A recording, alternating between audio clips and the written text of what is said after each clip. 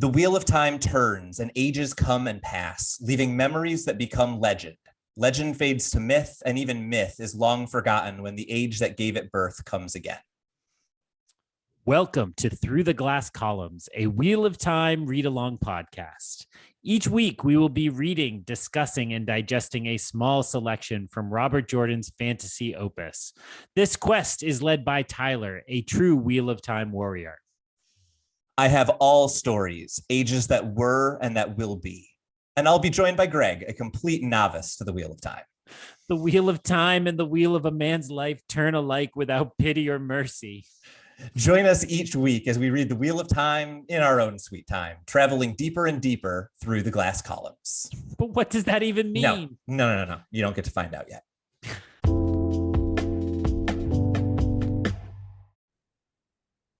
Hello, everyone, and welcome to Through the Glass Columns, your weekly Wheel of Time read-along podcast. I am Tylor, your Wheel of Time expert, person who's read it a bit, someone who knows some things. And I am joined this week by Greg, who also knows some things, but maybe fewer of the things. Greg, how are you doing? I'm good. The wheel has not been turning in my favor for the last week. I had some rough stuff, nothing I couldn't surmount. So I'm very excited to not talk about real life and just dive into a little fantasy. Yeah, so given that you've had a rough time, I suggest that we dive right into Chapter 8 and how horrible of a time Rand seems to be having. It'll give you a little bit of perspective. So Chapter 8, The Dragon Reborn, begins with Rand nervously entering the women's quarters and approaching the Amyrlin. A couple of things happen here. First off, Ingtar gives him some encouraging words and tells him Taishar Malkir. And also there's a little bit of a controversy around him wearing his sword even this deep into the women's quarters. Very quickly, however, he is escorted into the Amyrlin's rooms and is separated from Lan, who is told that Moraine has a task for him. Once he makes his way deep into the Amyrlin's quarters, there are only three people there: Moraine, the Amyrlin herself, and Varen. It is actually Moraine who begins speaking and basically describes for the Amyrlin how Rand got his sword, and actually does so in a lot more detail than Rand himself knew, describing some of the background of Tam and who he was fighting for that we didn't know before. At this point, we learn that the Amyrlin is aware that Mat and Perrin are going with the horn, or going after the horn, trying to seek the dagger. And as soon as he hears this, Rand immediately jumps in and says he is going to travel with them. It's very clear that Moraine's plan is working to a T at this point.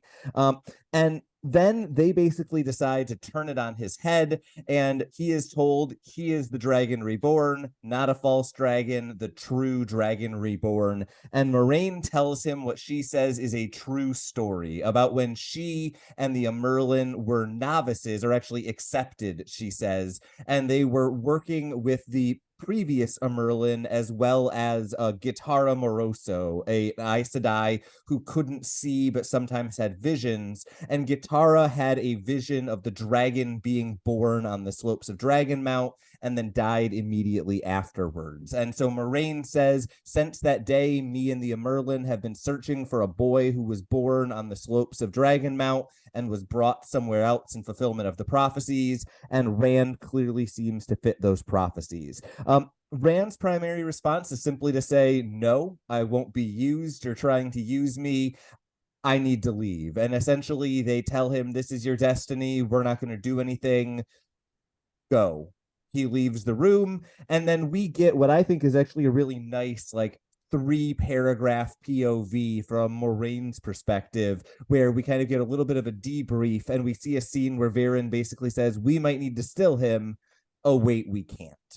We then go into Nynaeve's point of view. Nynaeve is looking for Rand. She knows that the encounter probably hasn't gone very well. She doesn't find Rand. Instead, she finds Lan. They briefly rehash their kind of breakup / can't be together. They talk a little bit. Yeah. They talk about this briefly, and then two major things happen here. One, Lan gives his ring to Nynaeve, clearly showing that there is still some sort of affection there. And two, he refers to her as Mashiara, which is said to be both kind of a deep love, a lifetime love, but also a love that is lost. And as he walks away, Nynaeve turns around and Moraine is there, which is obviously the person who Nynaeve least wants to see. They verbally spar a little bit. Nynaeve does not come out well in any of those sparring, and it becomes clear that Moraine is basically trying to kind of manipulate her in some way or get her ire up for one reason or another. I don't think her motivations are entirely clear. Finally, we go into Egwene's point of view. She is summoned from her rooms because Rand is creating a disturbance, trying to get into the women's quarters. She has a brief conversation with a couple of the people who are guiding her about whether or not she's going to marry Rand and whether or not he can find a good wife who can kind of break him. And eventually Egwene and Rand have a brief conversation where it becomes clear he basically wanted to say goodbye and is worried about her. And as he tries to kind of give her advice and protect her, she kind of says, look, I can stand on my own. And as they leave, his kind of closing remark is to demand that she not be a member of the Red Aja. And I think that's a little bit telling. And so that's the end of the chapter. We have 3 POVs, a lot of interesting things happen. I kind of think it's going to be a high plot, low discussion. But given that we have kind of 3 different scenes here, I'm curious on a first read, what stood out to you? What were the big takeaways from this section of the book? Boy, yeah, I was thinking, and no offense intended, I was like, man, this is a long summary because you're right, it's just a lot to get through. So there aren't many moments I like in the Phantom Menace, but there is one moment I like in the Phantom Menace, which is when Queen Amidala finally reveals herself to Boss Nass. She's like, no, I'm the real queen. And my moment that I like is when Qui-Gon turns to Obi-Wan and gives him a look like, yeah, it wasn't fooling us. Like we knew the whole time. Like it wasn't like, and I always just like that because it felt like the audience. And so I bring that up not as a complete non sequitur, but to say that's how this big moment with Rand kind of like, what? Moraine knows like my secret. She knows all these details. It's like, yeah, buddy, she knows. And I think we've talked before about not necessarily you, but people who don't love Rand. And I think moments like this kind of make him feel a little foolish and a little dopey. Yeah. Now, I'm a consumer of stories, so I know that's probably deliberate so that he can turn into something greater and can, prove his difference by being in similar situations. But I really had a lot of that feeling like, finally Rand is figuring out, everybody knows your BS and is through with it. Yeah, and I think this is actually right before we came on air, I mentioned something that I don't know if I have said on this podcast. Man, I hate the first half of this book. If we were to split this book into halves and split the first book into halves like they did in the young adult edition, the first half of The Great Hunt is my least favorite Wheel of Time book. The second half, it redeems it. It's not the worst, but this exactly right here is because Rand is a narrator who is really great when Rand is the center of the chapter because always interesting things are happening to him, and he's a character who reacts well when he's the center of the story. Rand doesn't pay attention to other people in the way that he needs to for us to be able to kind of get everything we want out of some of these scenes. And in the first book, that feels like something that we kind of grow into, and it's almost a mystery of how much are we getting and how much aren't we. By the time we are 900 pages into this series, I am just ready for Rand to notice things. Please, rant over. You can talk about something. Well, I was just going to say it also just connects back to, we talked a lot in our first couple episodes this season about like, the job of book 2 is to remind you in case you missed the first book, what you missed. And it feels very much in that vein, while doing what we said before, which is sprinkling in a few more details and clarifying a little bit more. I think the best kind of answers to questions are always ones that leave questions still lingering or create new questions. And so it's definitely doing that. But I will say, what I said right before we got on the air is I was shocked on my app that tells me the percentages that we're like a quarter of the way through. And I'm like, this feels like throat clearing, right? I think I shared before, that's what my meanest dissertation chair writer wrote about something I'd written. She like marked a paragraph. She's like, this is just throat clearing, get rid of it. But it does, so I like to wield that back at people, but it does feel a little bit like, we're just waiting for the real story to begin. And the second chapter here, Leavetakings, kind of feels like, all right, now it's on. And that's not to say anything's been unimportant, but 200 pages of throat clearing is a big ask. So I certainly understand, or I assume I understand, the kind of emotions you have in response to this. Yeah, you heard most of them. I feel about the first half of this book the same way I do about Avatar 2. And if you've been listening, you know what that means. Best picture nominee, Avatar 2? Oh, interesting. Continue. Oh, that hurt. I kind of have two big moments that jumped out at me in the Rand POV section, and then just a lot of really small character things. So I think we take the big moments first. So the first of these is mostly recap, but includes a few new interesting details. It's Moraine telling the story of Tam and Tam's sword. And I thought we got a couple of interesting moments here. The one that jumped out to me, just as a small detail, was when Moraine says that he fought for Ilian against Tyr. The Merlin seat immediately is like upset. She almost like makes a noise. This is, I think we've gotten a hint once earlier in the book, she is from Tyr. So it's clear that those allegiances still ring true. That's what, as a longtime reader, jumped out at me in this section. What, as a first timer, struck you as like new or interesting amidst the things that we had already known? I was interested in the fact that Rand's now I'm not sure I have this right. Rand's mother is from Camelin, his actual mother. And I don't mean to deride an adopted mother like that, but his birth mother. We don't know that, I don't believe. Oh, okay. I don't know why that's in my notes then. Maybe I made that up, or it's tied to that. And then the infant boy so Tam claimed the infant boy on his adventure. Yes. And that is Rand, and Correct. brought Rand back and raised him in Two Rivers with his adopted wife. And that is correct. Sorry, yes. His actual wife, Rand's adoptive mother. Yeah. Correct. And so some of those details were neat, but really what stuck out to me is how forcefully Rand rejected the Dragon Reborn title. And I believe the language used is that he will not be leashed. And to have that be his initial reaction very much felt kind of dark sidey to me. Again, to draw a reference, it felt like when Harry Potter is being controlled by kind of the piece of Voldemort in him, and he doesn't quite recognize it, right? It's like there's something that has awakened in Rand that is outside his control, and his greatest fear is to be leashed. That doesn't sound like Two Rivers Rand that we met, who had no sense of any of this, right? It sounds like a different Rand. Yeah, and I think this is actually either exactly mirroring language that Bayle Domon had used in the previous book, or very, very similar to it. He was the one who I think put the idea of false dragons being used by the White Tower into Rand's head. And so this is, I think, rephrased or kind of put through Rand's filter. But that, I think, is maybe even the origin of this idea. So when we're talking about that, like, link to dark side Rand, I think that is both metaphorically and literally true in terms of the language that's being used here.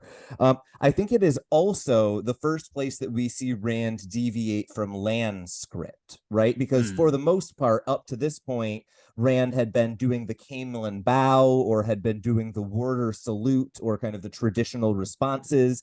And this is the first time that I think the Merlin and Moraine are able to get him off script. And it's interesting, what he goes to is immediately, I read as kind of like a very like stubborn insistence. That is the definition of a Two Rivers trait, right? If we're talking about his, traditional upbringing versus, his birth, it's his upbringing that is showing up here. We see multiple times in the next section, both Nynaeve and Egwene thinking about how stubborn Two Rivers men are. That's what we're seeing out of Rand here. Yeah, that makes sense to me. Now, here's something I need you to explain. The Amerlin seat is very clear that the Sidene and the Sidar are very separate kinds of power. Yes. So here's my interpretation. Correct me. We are meant to understand in the black and white cookie image that these are complementary styles of power. You taught me, God, 25 episodes ago, probably however many we've done, to really be clear on the fact that the Sidene and the Sidar are not a yin yang, in that they don't have the center of one color and the other color. So that kind of came to mind. And so the idea here that he can't be trained by them, whatever his power is, because they have no understanding of their power. And so even though his powers themselves are manifesting in ways that are familiar, we need to make sure we understand that he's totally outside of the Aes Sedai. Is that all accurate? Yes, that all sounds 100% correct. This actually brings up something that is not super important to the question you just asked, but it's just a wonderful moment for me. In that discussion, we get, I think, the really great metaphor that continues to be used repeatedly is, fish can't teach birds to swim, birds can't teach fish to fly, right? Even though they are seemingly related skills, and even though each of them has these ingrown abilities that almost look the same, they very much are not. My favorite moment in this sequence, however, is Varen's response of, well, I don't know if you've heard, but there are definitely some birds that can swim and some fish that can fly. So it's a bad metaphor. And if you're not going to be that pedantic, what is the point of being the academic Aja? I love me some Varen in that moment. Yeah, that's great. Everything you said is correct. I just love the pedantry around it. Was there anything else in that discussion that stood out to you? The next big moment that I had circled was the reveal of the prophecy that the Amerlin and Moraine had overheard in their youth. Was there anything that you had other than that as kind of big moments? I just, maybe this is not the place for this, but just because it's at the top of my notes and I don't want to forget to mention it, I believe last episode we were tracking colors that we'd followed for the Aja, and just in the very opening of the chapter before this scene actually begins, we did get white and yellow were walking around as well. So we've collected a lot of colors now. I think we are up to 6. Okay. All right. So in passing before that, and then I have in big all capitals, born to unite mankind, which I believe is part of the prophecy, right? That sounds accurate. I don't have all the snippets of prophecy in front of me, but yeah, I'll go with it. The interesting snippet of prophecy, while we're kind of on these, little hints that Moraine is dropping, the one that jumped out to me was the discussion of, I think the phrasing is something like, born of the ancient blood and raised by the old blood. And I think that that is A, really interesting poetry, but B, gives us a little bit of a hint as to Rand's actual ancestry, right? We know Manetheren and the old blood, that makes sense. If we're thinking now, what is Rand's ancestry? We are looking for a civilization or a society that is older even than ancient Manetheren, right? So I think that gives us both the scope of how this prophecy kind of size, but also is just an interesting tidbit if we're thinking hints of Rand's parentage. That's what I had from this section. He is born on the slopes of the Dragon Mount seems to be the next big thing to discuss. This is actually something that I thought, as was an interesting mystery in the previous book. We had kind of been asking ourselves, why is Moraine so sure? Why was she looking in the two rivers? What was she looking for? Right? Those were all kind of open questions, assuming she is telling the truth here, and I see no reason to believe that she isn't. This answers all of those questions. Did this seem as big of a moment to you as it did to me? I found this to be the most compelling part of this entire chapter. It certainly felt the most mythic, right? And I actually, my mind mostly went to Oedipus first, where the baby was thrown out or supposed to be thrown out on the side of the mountain to prevent the future that was prophesied, and then the shepherd took mercy on the baby and raised it, and so on. So it felt very much like it was channeling a lot of that kind of ancient Western mythology type stuff. And I think you're right, and also just the key to say, okay, we knew the focus was always on boys about this age in this region. So now we get the clue of why and how those kind of breadcrumbs led Moraine to that point. Yeah, and I think that this actually lends some context to a line that we have been dissecting a little bit throughout the series. I think it was in like the second or third chapter when we very first meet Moraine. Her introduction is to say that she is seeking ancient stories. Right. She is, just not in the way that everyone assumed, right? She's not looking for the story. She's looking for the literal story born. Yeah. And Yeah, I think that's nice. Yeah. um, That's pretty cool. Yeah, the other interesting little bit of poetry that we get in this section that I think works really well is the reveal that Rand was born on his own grave, right? Oof, Dragon Mount is both where the original dragon died and where the Dragon Reborn was reborn, which is just a fun little bit of cyclical time in a series that is all about cyclical time. And it, you know, I don't think this is literally true, but just because of how much is cyclical here, it makes this feel like a fulcrum, right? Like this is the spot that everything is spinning around. You know, I picture almost like a gyroscope, right? Kind of wobbling around a single point like that. And we know this is a giant mountain, so that helps with that imagery, right? So yeah, absolutely. Yeah. As far as the rest of this Rand POV section, the only other note that I have is there's an interesting quick moment where after Rand gets angry, he performs the flame in the void, and all three of the women in the room seem to immediately take notice of it. The Merlin actually immediately asks, "What is this? Did Lan teach him this?" And Moraine's response is, "No, he got it from his father," which I thought was a really interesting moment, both to see him doing that thing he learned from his father and to recognize everyone in the room realizes something changed about him the second he did the flame in the void. Yeah, I mean, really the last kind of feeling I left this chapter with, so much of the first book was spent with everybody saying like, watch out for the Aes Sedai, watch out, they manipulate you. And I think that message finally landed with Rand, and he was leaving this encounter really afraid of that manipulation and sensing the coming of that manipulation. And I think that leaves him in a very interesting spot because, you know, that's good. We want him to be more aware and more careful, I think, you know, of getting manipulated into a bad situation.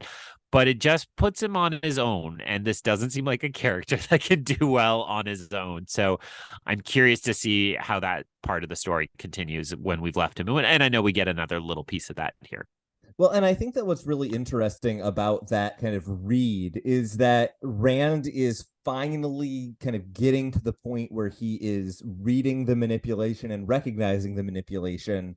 And it's happening just as Moraine is turning the corner of, okay, I know he's going to be suspicious of me, so I'll let him go on his own, right? He is both growing up and doing so at a pace that is outstripped by Moraine's anticipation of his growing up. And that's pretty correct for a character like Rand. I think then we probably jump over into the Nynaeve POV. So she is initially looking for Rand, stumbles across Lan, and we get a Robert Jordan romance scene, which is a little rare. As we saw in the last book, he kind of sometimes likes to tell us characters fell in love and not let us see it. Did this scene work for you, or did it feel like kind of more recap like we had gotten earlier in the chapter? I think it worked for me better than just recap. I think Lan has grown a lot. The revelations about his lineage at the end of the last book, and then his mentorship of Rand at the start of this book, both of those are things that tend to make me like a character. Like there's a mythic touch about him and just a mentorship. So I think returning to the romance kind of with a better read on Lan and who Lan is, made this more interesting to me. Then it just kind of felt like Chekhov's ring. It's like, hey, this is going to be really important later. So we're going to have a scene where one is giving it to the other. He's giving the ring to her. She's saying, I can't take something like that, and so on. And the ring is how he would claim his power, as I understand it, right? It would at least be one of the major symbols, right? It's one of those like lineal things that you would pass down, like the crown in many kind of Western societies. So again, I think that shows whether we sensed it early enough in the last book or not, if because I think it's right to say like I was completely lost on the romance till the end. So were every reader that I have ever talked to. So I think it's really interesting then that this feels like, a real moment for them, and it feels like it's a real deep abiding love. If we were tempted to write it off as, just sharing tents leads to things, I think it's meant to be something greater than that. Yeah, absolutely. And I think that the interesting thing that I want to know is actually for television show viewers. There is a word in this description that is, uttered by Lan and then described in Nynaeve's POV, Mashiara. You may not be familiar with that word from the television show, but if you have watched it, you are familiar with that word from the score of the television show. It is one of the few English words, or I guess old tongue words that are spoken in that soundtrack. So interestingly, beloved of heart and soul, but also a love lost, referenced on the show, but never defined. I think this is a really good scene. I think it works. I have very little else to say about it. There's a reason I don't review romance novels typically. I suggest we then move on to what I find to be a much more easy to discuss scene, at least, which is Nynaeve and Moraine, more or less clashing and butting heads. Could we be any more terrible male hosts? It's like, skip the romance, on to the cat fight. Yeah. I mean, I'm okay with that reputation. We should invite a female co-host on from time to time. I'm sure we can find one in our lives, but just want to, if you can't be a better person, at least hang a lantern on the fact that you're a terrible person. So fair enough. On to the fight, but I hear you. I think what is interesting to me about this sequence is we are so commonly in the heads of characters when they win arguments that very frequently it feels like POV switches are almost there to give us both sides of the story, right? You get Nynaeve's side from Nynaeve's POVs and Moraine's side from Moraine's POV. And so I just want to, more than anything else, applaud the heck out of Robert Jordan for writing a Nynaeve loses every part of this argument scene from Nynaeve's POV. I think it is really effective at highlighting how she deals with pressure, how she deals with being contradicted, how she is interacting with the lack of power that she is feeling. Later on in the scene, we see her telling Egwene she no longer wants to be called Wisdom, and how that interacts with this scene where Moraine pulls rank on her about 7 times, I think is really interesting. That's the dynamic that excited me about this sequence. I'm mostly saying this to distance myself from the word catfight, but also to see what your response is to those thoughts. Yeah, I think the tone really made me think about just there's a real clear threat there, right? Like if I was to sum it up, it's like, there's a real kind of harsh threat there, a tone that's not been present in this relationship. Yeah. And so to realize, I mean, there was never like kumbaya, hug hands, hold hands and hug attitude between these two. But it felt like it had chilled significantly. And certainly that makes sense given the way the stakes got raised, right? Like, so maybe the way to say that is like, we last checked in with them when it was like kind of they respect each other, they're watching each other, but they have similar ends in mind. And now I think they're at different ends. And so that felt much more chilled and threatening.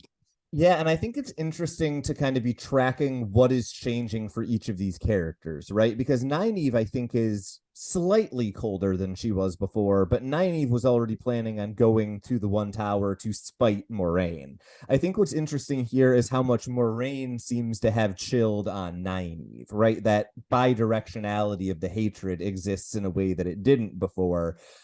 And I think it's actually interesting to think about that in light of the previous scene, right? Because we get this right on the heels of Moraine probably overhearing at least some part of the end of the Nynaeve Lan conversation. And so if we're thinking about why Moraine may have kind of chilled on Nynaeve, that feels like a pretty reasonable culprit, right? Lan is, kind of her loyal sidekick, if you will, for decades. And now to have that relationship threatened, I think kind of explains part of what you're observing here. So you're saying it's just a cat fight over a man? Man, this I'm the podcast. worst. Come on, Joe Rogan, get out of here. Get out of here. Uh yeah, I mean, and jokes aside, I certainly don't think the writing is demeaning any of this in that way, but I think that is a complex relationship when you have a chaste relationship that is, you know, obviously very deep and very full of affection, but not any kind of, you know, romantic relationship. And then a romance enters their lives. I mean, that's a familiar pattern, and only natural that would be treated as a threat in itself, just in its existence. Yeah, absolutely. That's what I got on this discussion, right? The only other moment that really jumped out at me is there is one moment where Nynaeve says she's trying to threaten Moraine again, and Moraine's response is, well, I know you're going to go to the White Tower, because if you don't, you can't use it against me. And that reveal that Moraine is a step ahead of everyone, not just Rand, it mostly kind of reconfirms what we knew about that character, but I think it's an effective moment for saying just how much she knows that others assume she doesn't.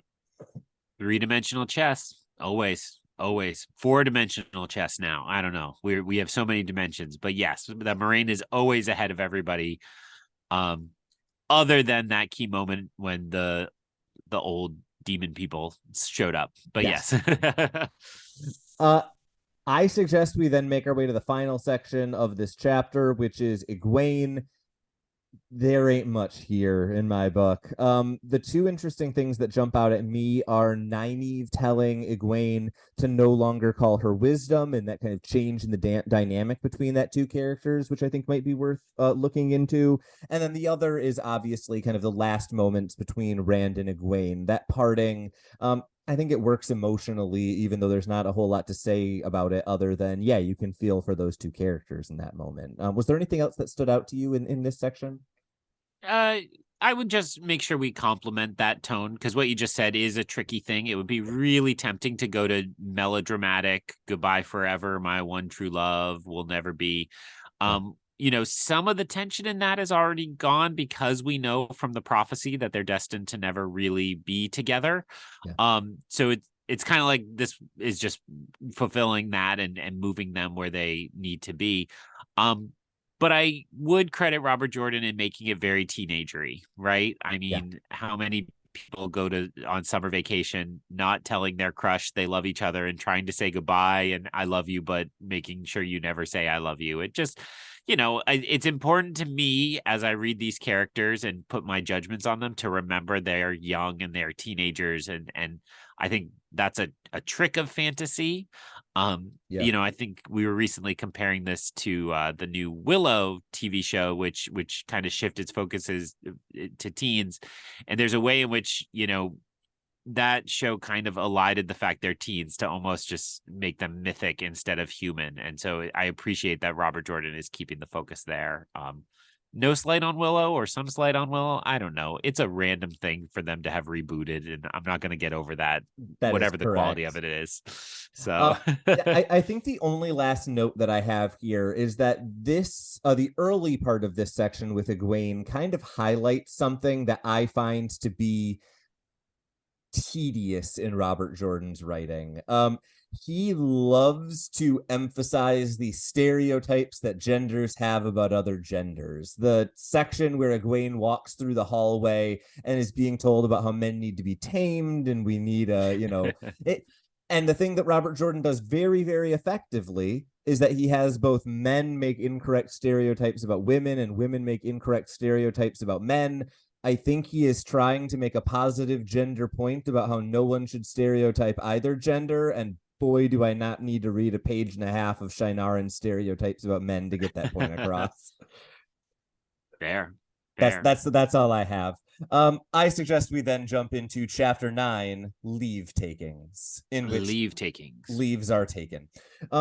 So Rand enters the courtyard. It is a buzz because both the group going after the horn and the dagger, as well as the Merlin's delegation, are both preparing to leave. Rand recognizes a number of the people who are in the group going after the dagger, including Mazima and Uno and Ragan, all of whom are people who we've interacted with at one point or another.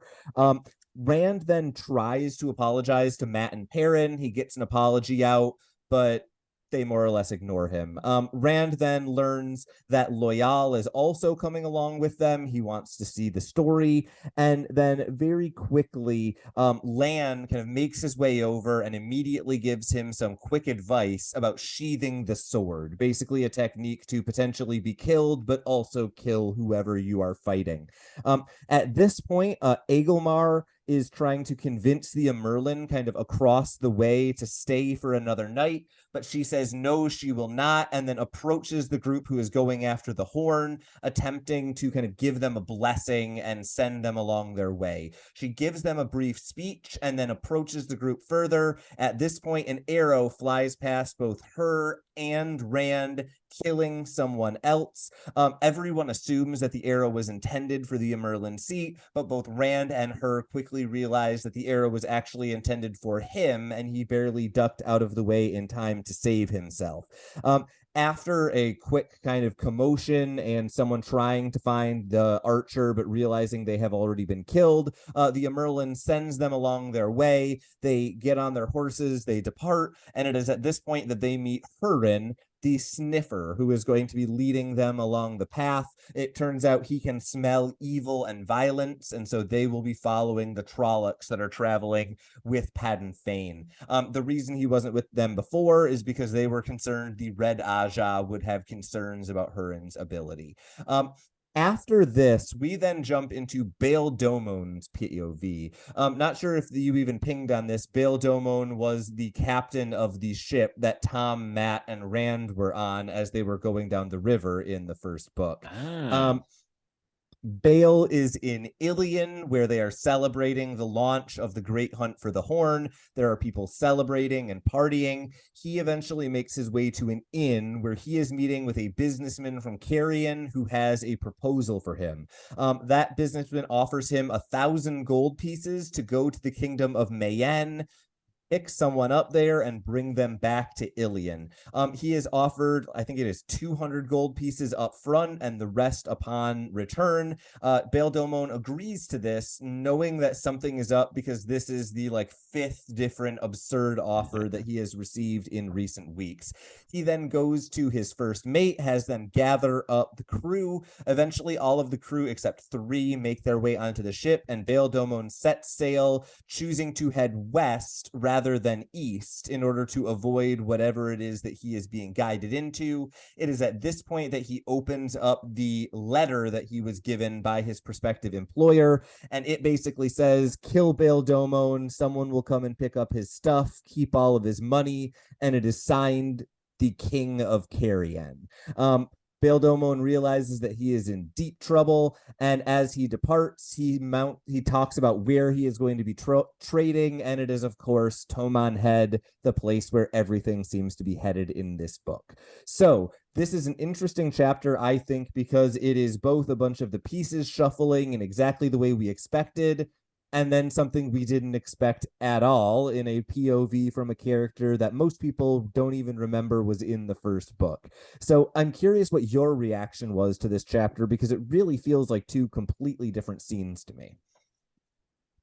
Yeah, that would be my largest takeaway. I completely forgot that we met a captain before at all, let alone Bayle Domon. And so that was a really interesting interlude. And, it felt to me like in Lord of the Rings when they're suddenly like, there are horse people here too. And it's like, yeah. Oh, okay, we need to expand this continent more and more and these peoples more and more. And so it felt like, okay, let's start to fill in some of the gaps over here. Now that does make sense now that you've reminded me that we've met him, because so much of this is like, this boat is not meant for the sea. This boat should be on the rivers and so on. So, yeah, so I have a couple of thoughts on that second section, but I think I'll save them for the dedicated discussion on it.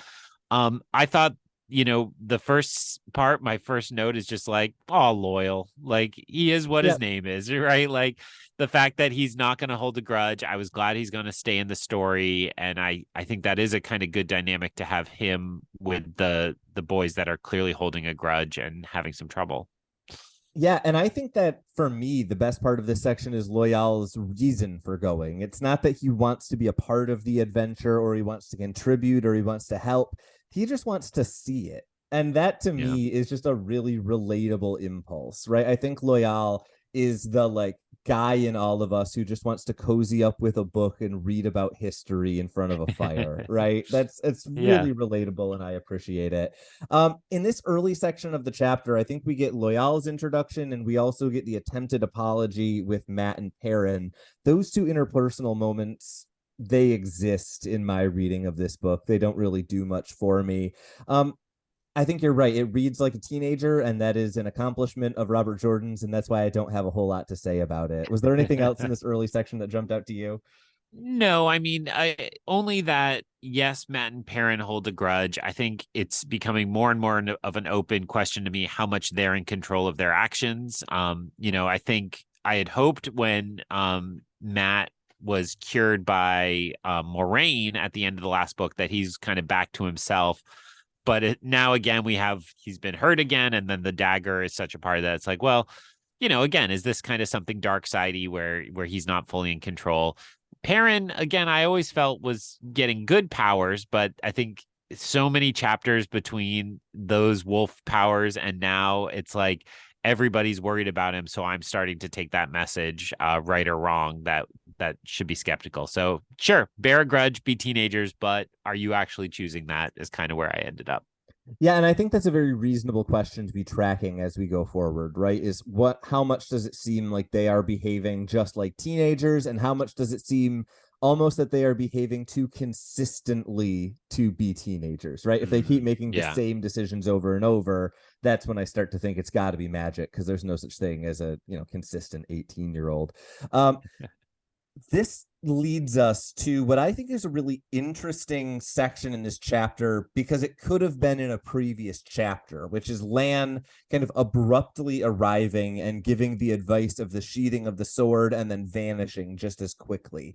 And to me, the fact that it does come so out of nowhere almost makes me think there must be a reason why it was put here instead of in the previous chapter when he is giving, advice to Rand about how to behave around the Merlin, or even in the first chapter when he's actually learning swordplay. So did this moment stand out to you in the same way that it did to me? And if so, do you have any thoughts on why it might need to be here?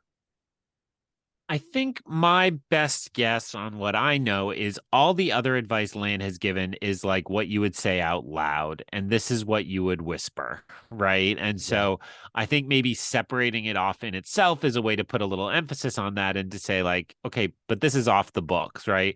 Like we're gonna give the astronauts the proper briefing, but then tell them, but you do have a cyanide capsule. Should something, go horrifically wrong or something like that. So I think this is not the message for public, and so it's meant to be like just be prepared that this is part of what's going on. The other explanation that comes to mind is if, Moraine then told Lan he needs to share this bit or something like that might be a reason why he would come back and circle around to say it again. I don't think Lan is going to be in that space at this time. That's just my guess. Like, I think Lan is not quite the lapdog he was. That's not to say he's disloyal, but I think he is starting to see some holes in all of this. So yeah, and I think that's consistent with what we were observing in the last chapter with if potentially Moraine is, even getting to the point of worrying about Lan's loyalty in terms of, being potentially territorial with, him and Nynaeve, or, feeling like that relationship is, in tension. That might kind of lend to some of what you're saying. Lan is starting to show some independence. He's starting to, do things that Moraine might not entirely approve of, including potentially this sort of mentorship. So there may even be something there in terms of after, he has debriefed with Moraine and learned how the encounter with the Merlin went, he might have, some additional reason for giving this advice at this moment where he previously maybe wouldn't have felt like it was the appropriate time for it. Sort of wild speculation. I think the next section is like the Merlin gives a really long speech that doesn't really say much, and then Rand gets shot at by an arrow. I'm going to borrow from your other podcast and just say this just needs to be a question. Who do you think shot the arrow? Or who do you think planned the shooting of the arrow? Yeah, I Well, I think the purpose of the attempted assassination is to really show you that the Amerlin seat doesn't matter nearly as much as Rand anymore, and to kind of dramatize that, even though the rest, Anglemar is still begging her to stay and things like that. So it's not like the rest of the world has shifted, but clearly in the conflict to come and what matters, there's only one person there who really matters. And if you could, go back in time and kill baby Hitler, would you? So there you go. I immediately jumped to the sinister Aja, whose name I'm forgetting. The Black Aja. The Black Aja. Well, but sorry, that's not actually what I meant. The sinister Aes Sedai, who we suspect was one of the people in the prologue. Leandrin, yes. Leandrin. Yeah.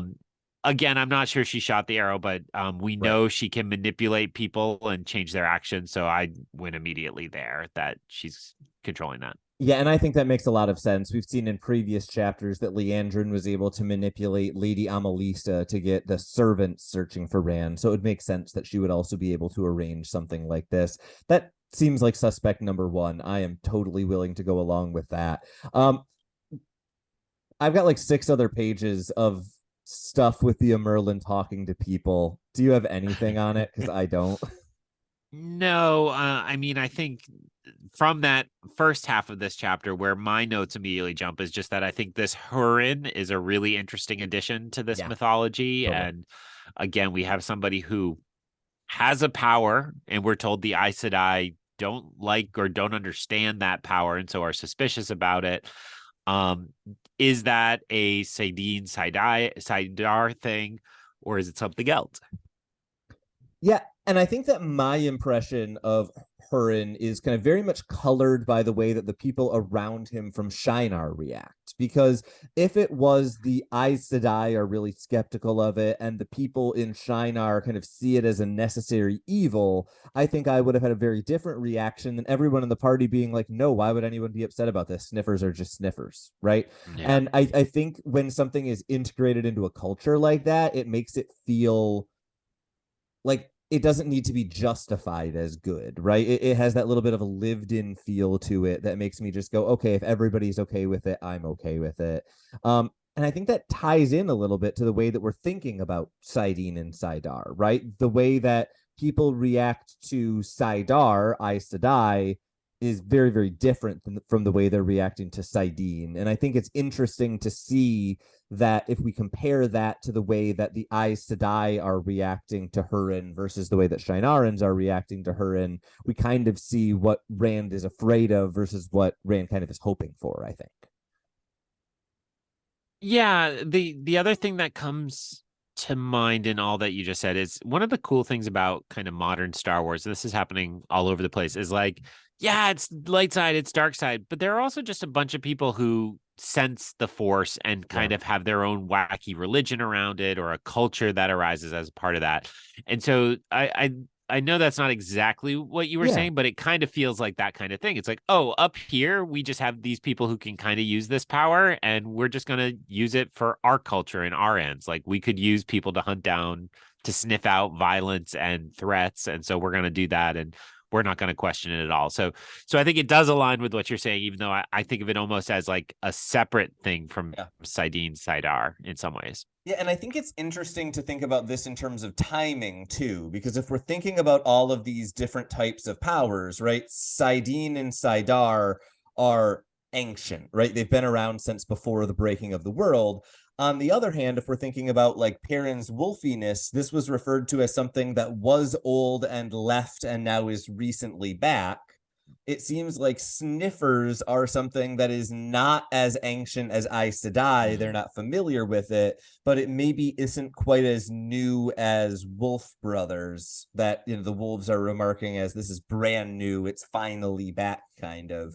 And so I think this is also something that Robert Jordan does really well. In books like these, in any fantasy series, monumentous things happen. That's how epic stories work. And sometimes it always feels like it's cheating. It's like we had 3,000 years of history and nothing monumentous happened until now, really. And I think Robert Jordan does a good job of buffering that by saying, no, no, no, there are all of these little mysteries around the world, and some of them have been around for 50 years, and some of them have been around for 100 years, and some of them have been around for 2,000 years. And that makes the things that are 2 months old not feel like they're cheating. And I think that's really, really well done here, right? It feels lived in, it feels like a part of the society. And so we're more willing to accept that weird stuff just pops out of nowhere sometimes. That's how the world works. Yeah, and other fantasy books kind of have like, well, this book has like the Age of Legends, but it's like we are entering the epoch of heroes or something like that, and Yeah. so it kind of comes up with a reason. But I think it's better, like you're describing, that Robert Jordan's just like, no, these things are just coming back, and they're just things that are around, and Yeah. it's a world, and maybe we are just getting it revealed bit by bit, but this is just the world as it has been here or is becoming here. Yeah, absolutely. That's what I got on this section.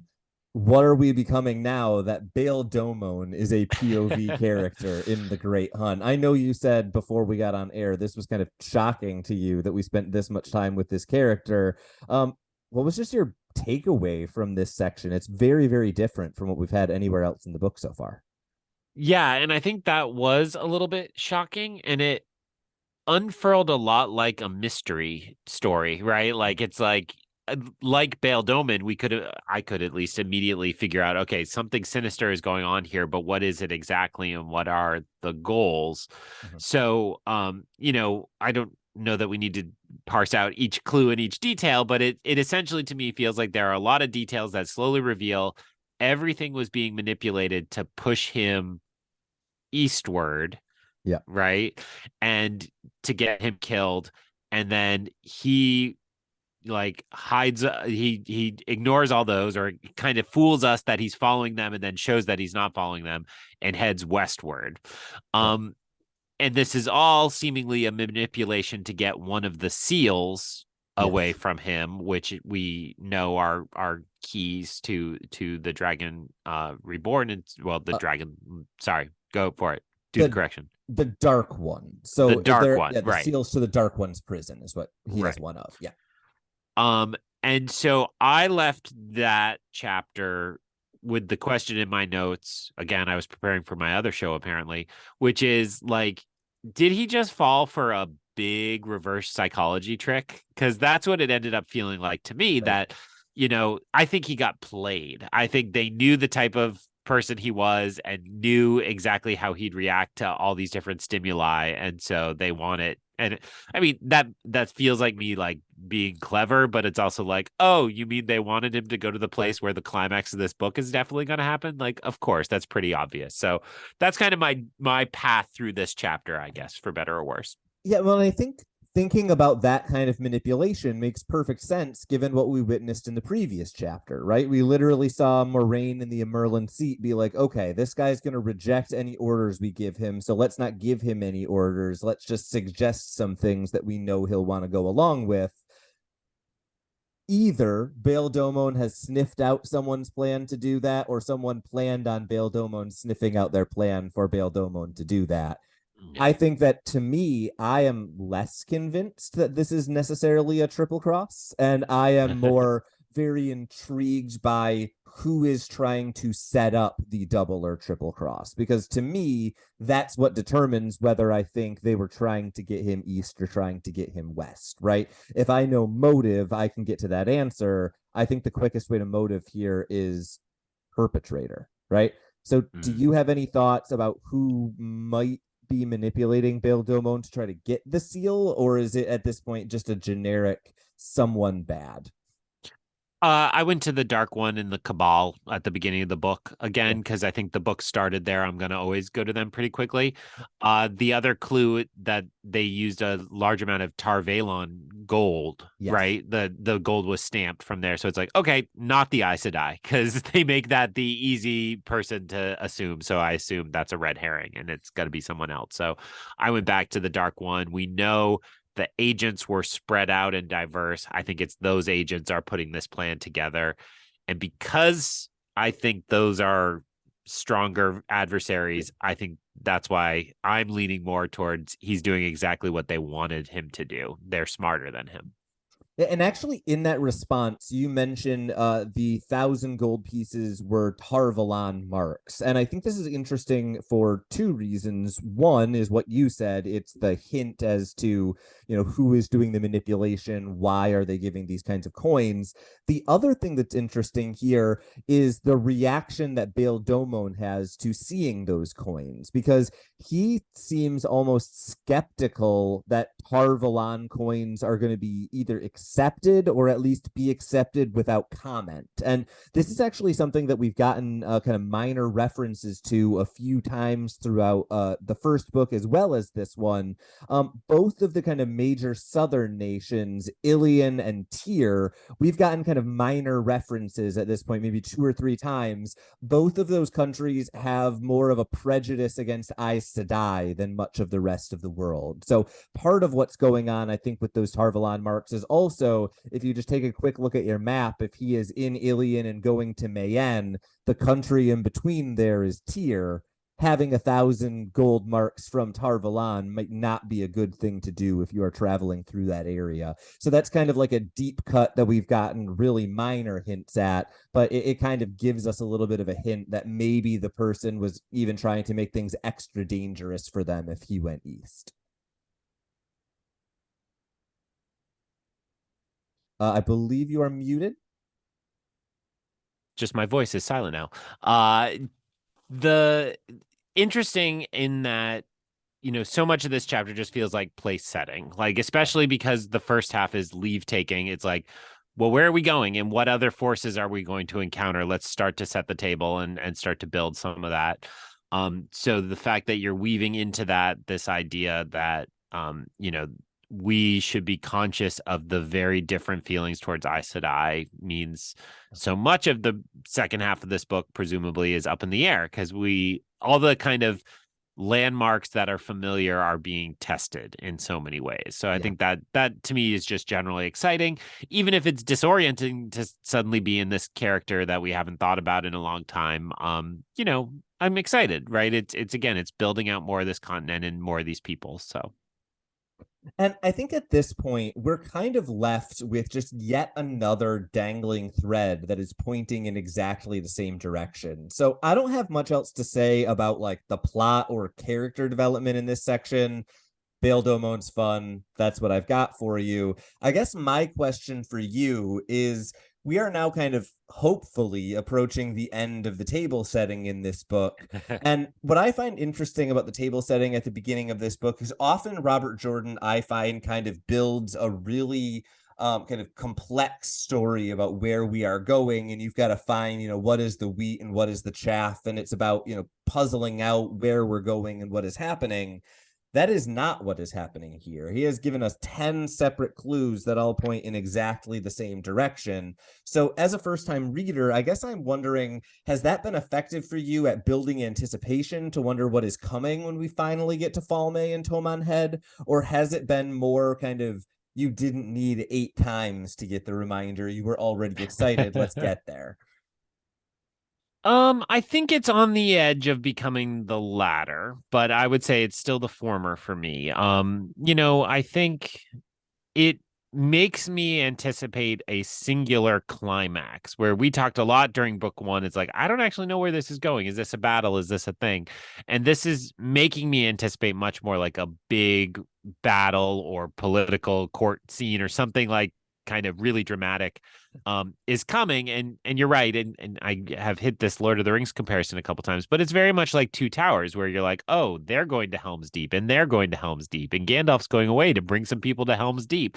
Yeah. And all of that just starts to feel like we get it. Like the end of the book is going to be an awesome battle at Helm's Deep. And I think I have that right, that's the book and two and not just That the is movie. correct, yeah, but it's very much the movie as well. Like they really build that. The battle is a much bigger deal in the movie than in the book, but it's also a giant deal in the book. Yeah, so it feels much more in the spirit of that versus kind of a fellowship, let's just see where this goes. And so I think that's helpful in second chapters. I think you can be a little more meandering, and then you want to prove to your readers that you have a clear plan and you have clear directions. And I feel like that's where we're headed here. So I'm for it. I'm very excited. And behind the scenes, we kind of accidentally taken a break in our recordings and fallen off. So this was a good talk to kind of remind me, oh yeah, I am really excited about this, and I want to keep reading and dive back in and keep going. So we know it was a lot to read this time around. As we said, this was our longest, and particularly, I would say my reaction to these two chapters is that they were good, but there was a lot in them. And it almost felt to me like Robert Jordan was saying, like, all right, let me just knock the rest of this out of the way, and then we can move on. So I'm very excited. It does feel like we have walked out of a gate and we're headed in other directions.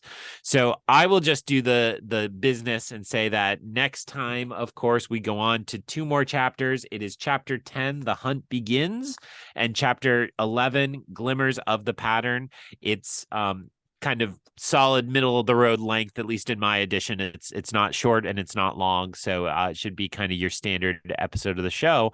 And I'm going to turn it over to the expert to close us out. Yeah, I think all that I have left to say, other than echoing Greg's, I'm very excited to get done with this section of the book, is to say that I think that this is really when the series starts to build up a little bit of momentum. So if you've kind of been on the fence, if you're like, I kind of liked the first book, I'm not quite sure, now is the time to give it another 150 pages, because it is about to pick up. We are going to get there. And if it doesn't grab you, it's not for everyone. We're awesome. The book might not grab you, and hopefully it will next time through the glass columns. So ends another episode of Through the Glass Columns. We thank you for joining us and continuing with us on our quest to cover all of the Wheel of Time in our own sweet time. This podcast features original content developed by Tylor Orm and Greg Cass, and is not in any way affiliated with, associated with, or condoned by the Robert Jordan Estate, Tor Fantasy, or Amazon. All content is intended for entertainment and educational purposes only. If you're enjoying this podcast, please seek out the books from your local bookshop or library and join us as we continue our journey. If you'd like to contact us to share your thoughts or give feedback, you can email us at throughtheglasscolumns@gmail.com or find us on Instagram and Twitter by searching Through the Glass Columns. Thank you once again for being part of this community. If you're enjoying the show, please subscribe to the show, leave us a review wherever you're listening, and recommend this show on your social media to help us grow our community. We look forward to welcoming you back next time through the Glass Columns.